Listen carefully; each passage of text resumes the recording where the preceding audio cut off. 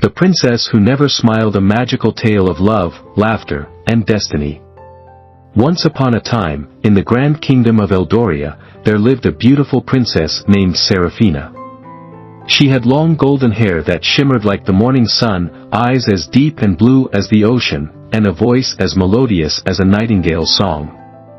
Yet, despite all her beauty and grace, there was one thing that made her different from all the other princesses. Serafina never smiled. It was not that she did not want to, but no matter how wonderful the jest, how funny the joke, or how joyful the occasion, her lips never curved into a smile. Her face remained as serene as a calm lake, and her heart seemed untouched by mirth. The king and queen, her parents, were deeply troubled by this. They longed to see their daughter happy, for what good was all the riches and glory of a kingdom if their beloved daughter remained untouched by joy? The royal physicians tried their best, but they found no ailment that could explain her solemn demeanor. The court jesters performed the most hilarious tricks, yet she watched with an impassive gaze.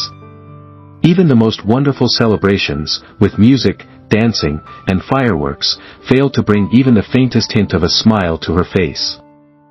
At last, in desperation, the king made an announcement throughout the land: whoever can make the princess smile shall be granted a reward of their choosing, even her hand in marriage if they so desire.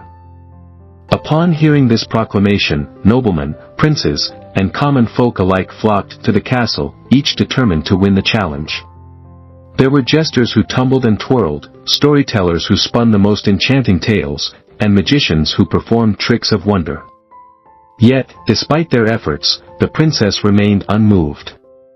Days turned into weeks, and weeks into months, but no one succeeded. One day, in a small village nestled at the edge of the kingdom, there lived a young farmer named Finn. He was not rich, nor was he noble. He owned a small farm where he lived with his younger sister, Lily. Though their life was simple, they were happy, for Finn had a heart full of kindness and a mind filled with curiosity. One evening, Finn heard travelers discussing the princess's sorrowful plight. "I wonder," he mused, "why the princess does not smile. Surely, something must weigh upon her heart." Lily, who adored her brother, clapped her hands and said, "Brother, you must go to the palace and try. I know you can make her smile." Finn chuckled. "What could I, a mere farmer, do that great lords and jesters could not?" But Lily insisted, and deep down, Finn too was curious. So, early the next morning, he set out for the castle with nothing but a small bag of simple belongings and his ever-cheerful spirit. When Finn arrived, the guards nearly laughed at his request to meet the princess. "A mere farmer? Do you truly think you can succeed where mighty lords and great jesters have failed?"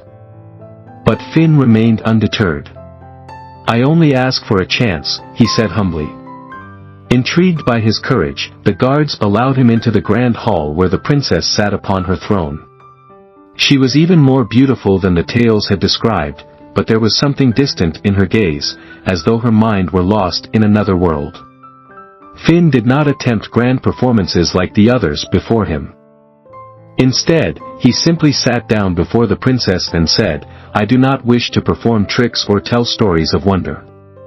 I only wish to understand why is it that you do not smile, princess." Serafina blinked in surprise. No one had ever asked her that before. They had all tried to amuse her, but none had ever sought to understand her sadness. For a long moment, she remained silent, and Finn worried he had offended her. But then, softly, she said, "I do not know how to smile." Finn tilted his head. But everyone knows how to smile. Even a baby smiles when they see their mother's face. The princess hesitated, as if struggling to find the right words. Then, she sighed. "I have never known true happiness. From the time I was little, I was told how to act, what to say, and what to wear. Every part of my life has been planned and controlled. I have never run barefoot in the fields, never climbed a tree, never watched the stars without someone telling me it was time to sleep. How can I smile when I do not know what it feels like to be free?" Finn listened carefully. He realized that what the princess needed was not a performance but an experience. "Then come with me," he said suddenly. Serafina's eyes widened. "Go with you? Where?" "Somewhere far from the palace, just for a day." The princess hesitated. She had never stepped beyond the castle walls unguarded. But there was something about Finn's earnest eyes that made her long for adventure. For the first time in her life, she defied expectation. Disguising herself in simple clothes, she followed Finn beyond the grand gates of the castle, into the heart of the kingdom.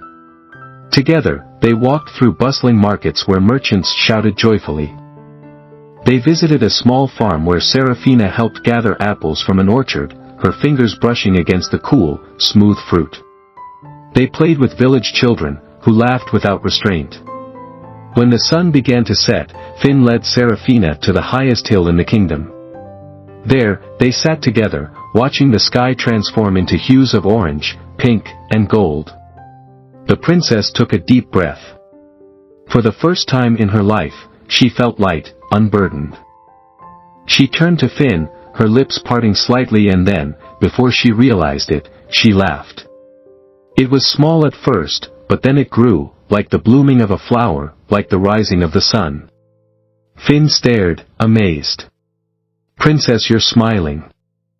Serafina touched her lips, surprised by the warmth that spread through her. She was smiling. When she returned to the palace, the entire court gasped in astonishment. The princess had changed. Her face was no longer solemn, but radiant with joy. The king and queen wept with happiness. True to his promise, the king offered Finn any reward he desired. But Finn bowed humbly and said, "I ask for nothing but the chance to visit the princess again, to remind her how to smile." The king, touched by Finn's sincerity, granted his wish. And so, Finn and Serafina spent many days together, exploring, laughing, and discovering the beauty of simple joys. In time, their friendship blossomed into love, and one day, Serafina herself chose Finn to be her husband. Together, they ruled the kingdom not with grandeur and solemnity, but with warmth, laughter, and love. And so, the princess who never smiled became the queen who never stopped smiling. And they lived happily ever after.